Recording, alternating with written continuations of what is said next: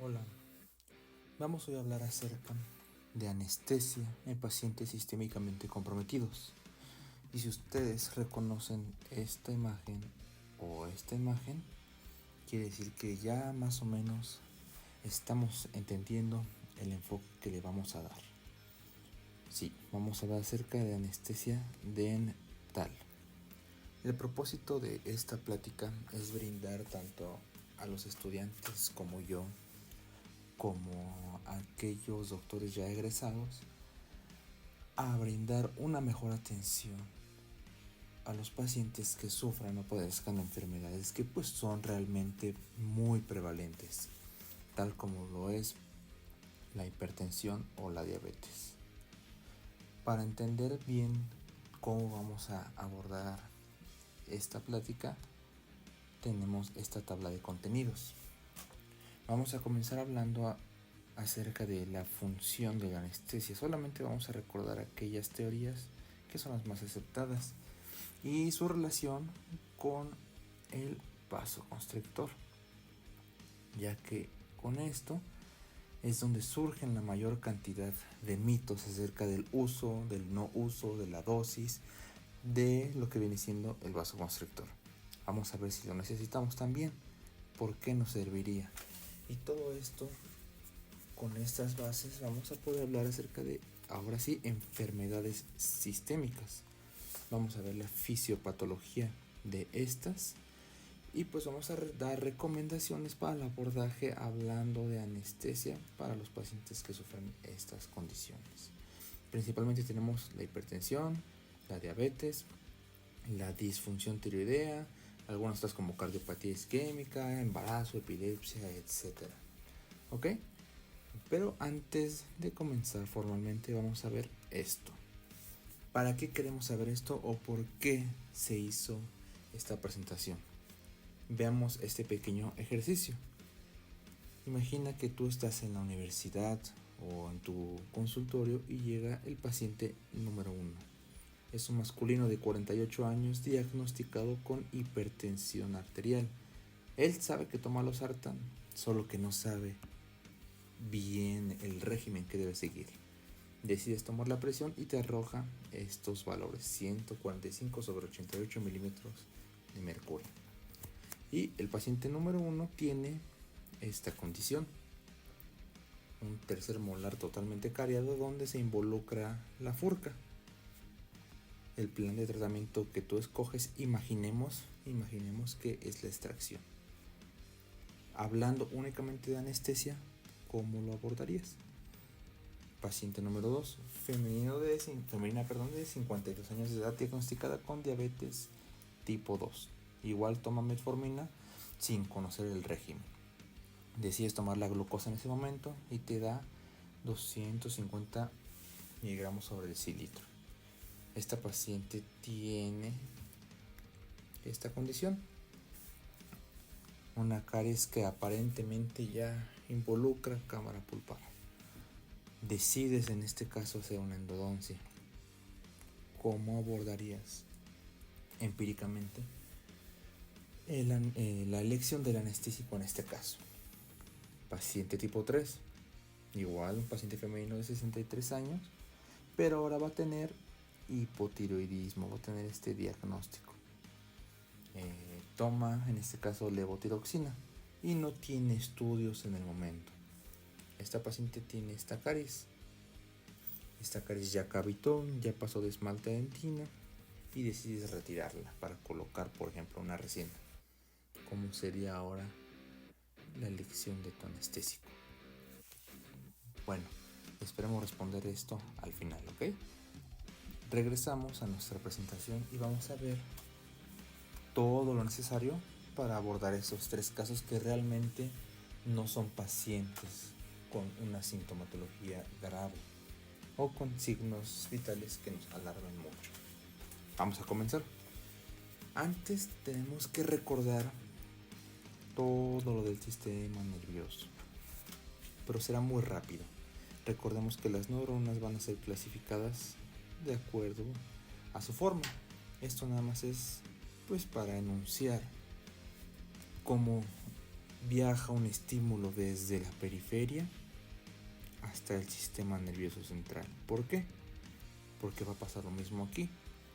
Aquí va a haber un estímulo doloroso, que puede ser la caries, puede ser frío, puede ser la pieza de mano, etcétera, que va a viajar desde la periferia por nuestro trayecto nervioso al ganglio trigeminal y se va a ir al sistema nervioso central. ¿Ok? Así son las neuronas que se encargan de llevar este tipo de impulsos. Tenemos que recordar también que las fibras se clasifican de acuerdo a las propiedades como su diámetro, la cantidad de mielina y su velocidad de conducción.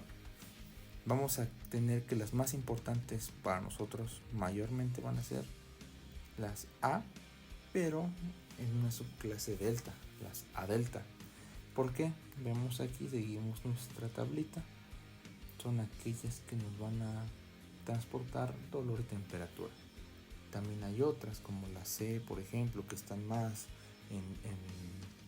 en la pulpa dental, por ejemplo. Pero en esencia vamos a tener que bloquear estas. Recordemos la mielina, que va a conformar como este recubrimiento en las fibras nerviosas, y estas constricciones que se llaman nódulos de Ranvier. ¿Por qué? Porque el anestésico solo puede penetrar la fibra nerviosa cuando ésta está expuesta. Por lo que en una fibra que tiene mielina, tal como las A delta, el anestésico va a poder perfectamente ingresar a la fibra. No así en una que tiene menor cantidad, como las fibras tipo C. Aquí necesitamos muchas más moléculas para que pueda ingresar y bloquear la conducción. Seguimos. Vamos a recordar ahora las teorías de la función de la anestesia. No vamos a hablar mucho acerca de esto, lo podemos ver en otra ocasión, cómo se da el bloqueo nervioso, fisiológicamente hablando. Pero aquí tenemos pues dos teorías que son las más aceptadas: la del receptor específico y la de la expansión de la membrana. Hay otras tres teorías, pero pues no son tan aceptadas, entonces las vamos a omitir por ahora. ¿Para qué pongo esto? Para hacer la mención de que nosotros, para controlar el dolor, necesitamos que el anestésico esté aquí, en la membrana. Necesitamos que el anestésico esté aquí. Si el anestésico está dando vueltas en la sangre, no nos va a servir para controlar el dolor, y más aún cuando está tan localizado como en estas zonas.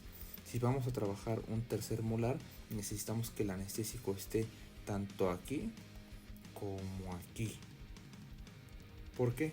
Si el anestésico está dando vueltas en el torrente sanguíneo, no nos va a servir. Entonces necesitamos que la anestesia esté aquí, específicamente bloqueando los canales de sodio. En esta teoría por un receptor dentro de ellos, y en esta teoría desorganizando la membrana, obliterando los canales. ¿Ok? Vamos a hablar ahora sí de algo un poco más, por decirlo así, debatible. Vamos a hablar del vasoconstrictor. Es muy famoso entre el medio odontológico esta molécula. Sin embargo, no sabemos a veces muy bien cómo funciona, así que vamos a repasarlo. Veamos primero a la división del sistema nervioso en simpático y parasimpático. Esto nos va a permitir perfectamente entender cómo funcionan estas moléculas. Veamos esta imagen de aquí. Veamos todas las funciones que nos cumple uno y todas las funciones que nos cumple otro. Este es el simpático, este es el parasimpático. Imaginemos que nosotros nos sometemos a un estrés, por lo que ustedes quieran. Nuestra reacción o adaptación ante el mismo va a necesitar ciertas adecuaciones en nuestro cuerpo. Vamos a preguntárnoslo. Si nosotros aumentamos la frecuencia cardíaca, si nosotros aumentamos la producción de glucosa, secretamos adrenalina, inhibimos digestión, inhibimos salivación, dilatamos la pupila, ¿para qué nos vamos a preparar? Si ustedes piensan lo mismo que yo, entonces nos vamos a preparar para una respuesta rápida, donde necesitamos mucha energía a disposición. Mientras que en el otro ya podemos descansar un poco más si así lo quieren ver. Podemos digerir alimentos, procesos que involucran energía y reposo. Podemos dispersar un poco más la concentración, etc. Entonces este sistema nos va a preparar para algo que viene, ¿sí? Algo que viene y algo que es súbito. ¿Y por qué menciono esto? Porque las moléculas que son vasoconstrictoras y que están presentes en nuestro cartucho de anestesia van a ser moléculas simpático-miméticas, que como su nombre lo dice, va a imitar las funciones del sistema nervioso simpático, ¿ok? Entonces esta molécula simula que nosotros estamos bajo un estrés fuerte y nos va a preparar para algo, ¿ok? Esta es la que más usamos, la epinefrina. Realmente las demás las podemos dejar a un lado, pero sí tenemos que saber cómo se clasifican, porque esto surge a partir del análisis de cómo actúan, ¿ok? Imaginemos que aquí tenemos un receptor. Ahorita vamos a ver cómo se llaman los receptores sobre los cuales actúan estas moléculas. Si nosotros tenemos aminas directas, ¿qué quiere decir? Que va a actuar directamente en el receptor. Si nosotros tenemos acción indirecta, ¿qué quiere decir? Que va a actuar en otra molécula y esta va a ser la que actúe en el receptor. Sin embargo, esta no va a actuar directamente en él. Y tenemos de acción mixta, que pues significa que pues funciona así y funciona así, ¿ok? Ahora bien, ¿cómo se llaman los receptores en los cuales las aminas simpático-miméticas tienen su acción? Esto es importante y se van a llamar receptores adrenérgicos. Vamos a ver ahora cuáles son, por qué son importantes y qué funciones nos cumplen. Esta diapositiva, ahorita regresamos ahí. Tenemos principalmente, tenemos dos tipos de receptores adrenérgicos. Los alfa, como la letra griega alfa, y la beta, igual, la letra griega. ¿Ok? Y de los alfa vamos a tener dos, el 1 y el 2. ¿Y por qué van a ser importantes? Aquí tenemos la función básica, que es la que buscamos nosotros, que es la vasoconstricción del músculo liso de nuestras arterias. Una vez activado este receptor, vamos a tener las funciones que deseamos en el sitio de acción. Ahorita las vamos a platicar. El alfa tipo 2 va a cumplir otras funciones que van más de la mano con la estimulación de terminaciones postsinápticas para la liberación de neurotransmisores, pero estas ahorita realmente no las estamos buscando. Vamos a ver ahora los receptores beta. De estos vamos a tener 3 y vamos a ver cómo nos lo podemos aprender un poquito más sencillo, ¿sí? Imaginemos que tenemos ya nuestro receptor beta 1. ¿Con qué nos lo podemos aprender? ¿Cuántos corazones tenemos? Pues 1. Entonces el receptor beta 1 va a estar en corazón. El receptor beta 2, ¿cuántos pulmones tenemos? 2. Entonces el beta 2 va a estar principalmente en los pulmones. Y el beta 3, pues sí ya se lo pueden aprender ya solito, que va a estar en el tejido adiposo y en otros lugares como en el sistema digestivo, ¿ok? Vamos a ver qué hace cada uno. Va a estimular al corazón y va a estimular la lipólisis. Y esto, si recordamos, va de la mano con las funciones que estábamos viendo aquí. Entonces la adrenalina va a estimular el corazón y va a estimular la lipólisis. Vamos a estimular la producción de glucosa. Entonces vamos nosotros mismos confirmando lo que estamos diciendo, ¿ok? Entonces ese es el beta 1. Vamos a ver ahora el beta 2. El beta 2 va a provocar una broncodilatación y una vasodilatación, pero en este caso es de los alvéolos pulmonares, ¿ok? Vamos a ver si concuerda con lo que dijimos aquí. Así es, concuerda con lo que venimos diciendo. Y por último, la lipólisis. Necesitamos glucosa libre. Vamos a ver si concuerda con lo que dijimos hace rato. Pues sí concuerda. Entonces estas van a ser las funciones de los vasoconstrictores.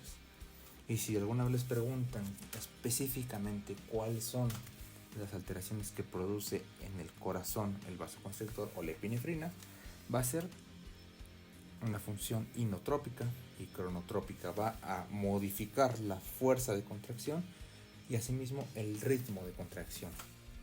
De ahí es que nacen todas estas como dudas acerca de que si el vasoconstrictor sube la presión, si no la sube, si la baja, sube el azúcar, la baja, y ahorita las vamos a resolver. Esa tabla es muy importante. Nosotros, como dijimos hace rato, vamos a estar usando epinefrina. Entonces esto es ahorita.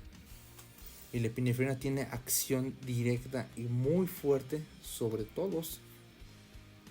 Entonces sí hay que tener cuidado con su uso indiscriminado. ¿Por qué? Pues porque todas estas funciones que estamos repasando las vamos a tener al por millón, ¿ok? Y siguiendo en la misma línea, vamos a hablar de los efectos sistémicos. Esta tabla y estos enunciados tienen mucha información, sin embargo vamos a rescatar únicamente lo fácil de recordar y lo importante. Sistema cardiovascular, como dijimos hace rato, la epinefrina va a tener estos efectos. Entonces, básicamente, todo esto lo va a tener aumentado. Si el sistema cardiovascular está en aumento, ¿qué va a pasar aquí? Con la presión arterial, pues va a aumentar, perdón. ¿Sí? Eso es lo que nos tenemos que llevar. Un vasoconstrictor sí puede subir la presión, pero vamos a ver ahora qué es lo que necesitamos para que suba la presión. Vamos a brincarnos todo esto, también lo podemos estudiar, pero pues eso en otro momento. Vamos a los efectos metabólicos. Un vasoconstrictor, ¿qué va a pasar con la glucemia? Sí la va a aumentar. Si usamos epinefrina indiscriminadamente, sí podemos, vulgarmente dicho, subirle el azúcar al paciente, ¿ok? Veamos estos enunciados. Dinámica cardiovascular. Si la epinefrina aumenta, en conjunto vamos a poder definir que vamos a tener una disminución global de la eficiencia cardíaca. Entonces sí hay que tener cuidado. Y metabólicamente hablando, la epinefrina va a aumentar el consumo de oxígeno en todos los tejidos. Además vamos a tener glucogenólisis. Bueno, tal vez en este video no, pero vamos a ver cómo es que la estimula específicamente y fisiológicamente hablando. ¿Y qué vamos a tener con esto? Una elevación de la glucemia.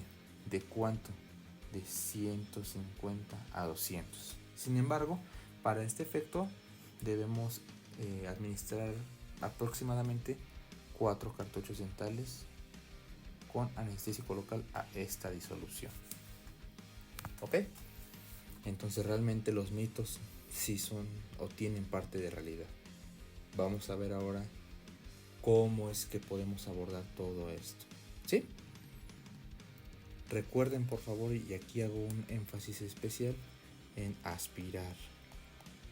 ¿Por qué?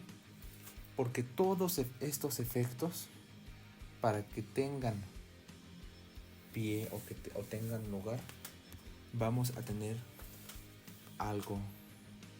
Vamos a necesitar más bien que pase algo. Para que todo esto pase, necesitamos que la molécula, que la epinefrina o que el vasoconstrictor esté en la sangre. ¿Sí? Porque en la sangre es donde va a poder llegar a estos lugares. Sin embargo, si el anestésico o el vasoconstrictor se encuentra de manera local, estos efectos se van a ver retardados y van a estar gradualmente apareciendo, van a estar apareciendo gradualmente y no de golpe. Entonces, si nosotros aspiramos, reducimos el riesgo de tener todo esto de golpe y aumentamos el tiempo que nosotros tenemos de actuar ante cualquier adversidad. Vamos a ver qué dice Malamud. Todo esto es de Malamud, la verdad. Si nosotros administramos esta cantidad de epinefrina, que si recordamos que un cartucho al 1 por 100.000 tiene aproximadamente 18 microgramos. Si nosotros administramos esta cantidad, podemos aumentar la frecuencia cardíaca de 25 hasta 70 latidos por minuto. ¿Ok? Ahorita regresamos a estos ejemplos. Y podemos elevar asimismo la presión de 20 a 70 milímetros de mercurio. ¿Ok? Entonces, imaginemos que a nuestro paciente número 1 con estos valores de presión arterial administramos el anestésico intravenoso o intraarterial. ¿A qué nos exponemos? Si nuestro paciente llegó con esos valores, podemos llegar a subirlo, como dice Malamed, de 20 hasta 70 milímetros de mercurio. Entonces, si llegó con 145, lo podemos aumentar desde 20 hasta 165, o lo podemos llegar a aumentar hasta 70. O sea, podemos llevar a este paciente a más de 200 en presión, y eso es peligroso. Ok, entonces por favor, aspiramos siempre. Ahora sí, ya vimos todo lo peligroso, pero ¿por qué lo queremos tener? Aquí tenemos varios enunciados de las ventajas que podemos obtener de un uso correcto. Ventaja número 1, reduce el flujo sanguíneo en el lugar de la administración. Si nosotros vamos a hacer una cirugía, nos conviene o nos perjudica que haya un flujo sanguíneo reducido. Va a haber menos sangrado. Va a ser más lenta la absorción del anestésico local hacia el sistema cardiovascular. Y como dijimos, para que esto se dé, el vasoconstrictor tiene que estar en sangre.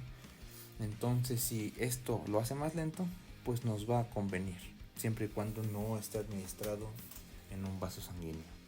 Asimismo, el anestésico y su concentración va a disminuir. ¿Por qué? Porque se está absorbiendo de una manera más lenta. Entonces, esto de la mano con esto nos va a ayudar a aumentar la duración del anestésico, nos va a disminuir la toxicidad relativa del anestésico y pues va a aumentar la cantidad del anestésico que pueda penetrar en la membrana nerviosa, logrando un mejor bloqueo. ¿Ok? Y pues es lo mismo del primero, va a ayudar a disminuir la hemorragia en el sitio de administración. Aquí está una pequeña tablita igual de Malamed que nos recomienda o nos orienta a cuántos cartuchos podemos administrar según el ASA de la persona. Eso lo vamos a ver en otro video. Ok, ¿para qué lo queremos tener? Aquí es donde tenemos que empezar a valorar.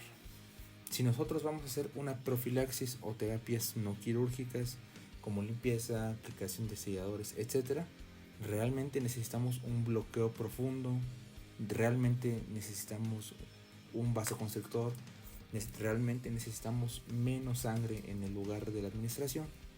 Hay que valorarlo de igual manera con una resina, alguna técnica de operatorio. Ahora bien, si realizaremos una endodoncia o una cirugía, sí necesitamos tal vez bloqueos más profundos y más duraderos. Es por eso que puse esta tablita, que también es de Malamed. Veamos cuánto dura realmente un anestésico sin vasoconstrictor. Si utilizamos lidocaína, que tal vez es el más famoso, sin vasoconstrictor, realmente solo tenemos de 5 a 10 minutos de trabajo, o incluso de 10 a 20 si el bloqueo fue muy bien realizado. Realmente, en mi caso, yo no podría hacer una endodoncia en este tiempo. Yo no podría tal vez hacer una cirugía en este tiempo. Entonces sería estar administrando mucho anestésico para lograr un bloqueo más duradero si no utilizamos vasoconstrictor. Sin embargo, si utilizamos la misma lidocaína, pero el 1 por 100,000, tenemos más de una hora de trabajo. ¿Y esto qué va a pasar? Nos va a dar un mayor tiempo de trabajo, nos va a abrir una puerta en la cual no tenemos que estar preocupados por estar administrando mucho anestésico, poniendo en riesgo la toxicidad. Así que aquí tenemos los tiempos. Realmente el aprilo casi no se usa. Entonces vamos a quedarnos con Lido, MEPI y ARTI. ¿Ok? Veamos los tiempos de trabajo cuando tienen vasoconstrictor. Y cuando no tienen, fijarnos bien. ¿Ok? Ya viendo todo esto, podemos pasar a las patologías. Vamos a ver cómo es que estas se dan, vamos a entender la fisiología de las mismas y a partir de eso vamos a ver qué nos recomiendan algunos artículos u otros libros para el abordaje. Sin embargo, esto será en otro video para que este ya no sea muy largo.